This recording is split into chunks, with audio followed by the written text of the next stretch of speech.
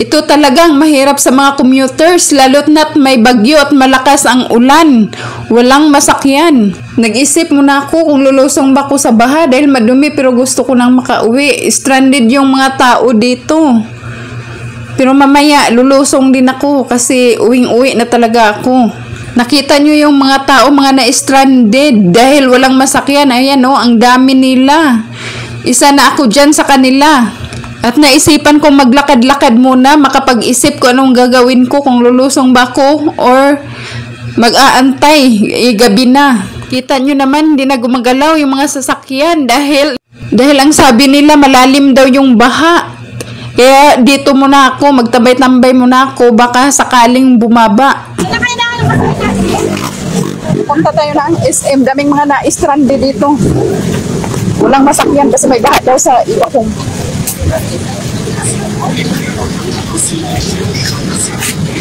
Kaya ako nandito ako napaspat sa SM.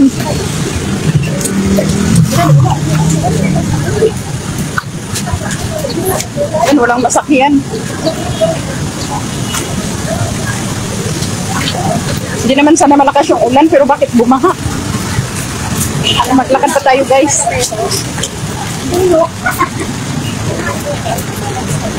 Wala talaga masakyan dito.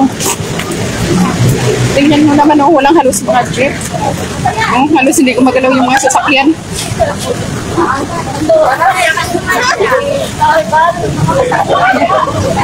Hirap talaga pag may bagyo-bagyo dito. Kunting ulan lang, bumabaha na kaagad.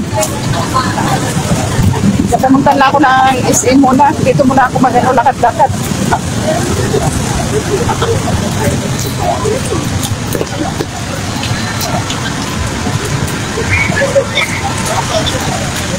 Yan o, walang mga jeep. Kasi ayaw ng mga jeep lumusong sa baha. Siguro malalim. Kaya ayaw nila.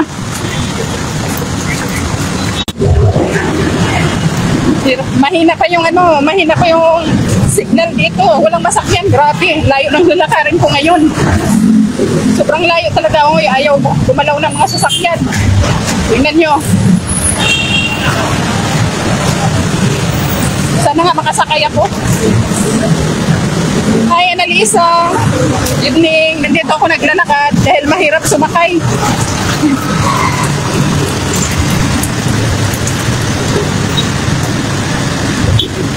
Yan o, parang lumalakas naman yung ulan.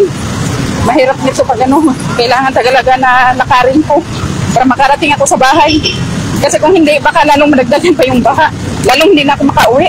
Nakada pa tayo. Grabe o, hindi nagalaw yung mga sasakyan. Yan o.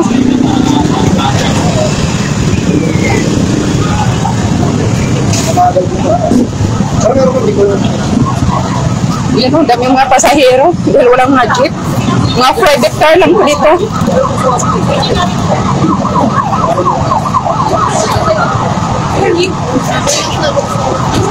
Ayan o. Dami ayaw nila lumusong.